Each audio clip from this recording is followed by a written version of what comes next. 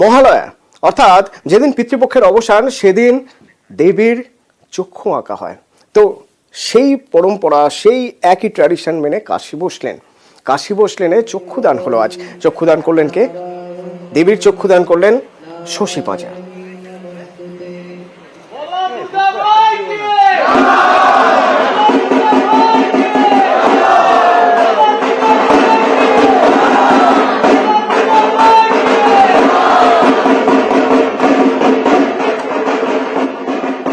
আজকে যারা চক্ষুদান করলেন আমাদের সঙ্গে, তারা বিশেষভাবে তাদের দৃষ্টি তাদের খুবই কম, দুর্বল, তারা করলেন এবং এই পুরো প্যান্ডেলটাই ব্রেল প্যান্ডেল।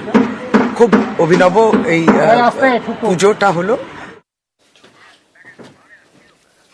ঠিক একই রকম ভাবে চক্ষুদান হলো জলপাইগুড়িতে বৈকুণ্ঠপুর রাজবাড়িতে।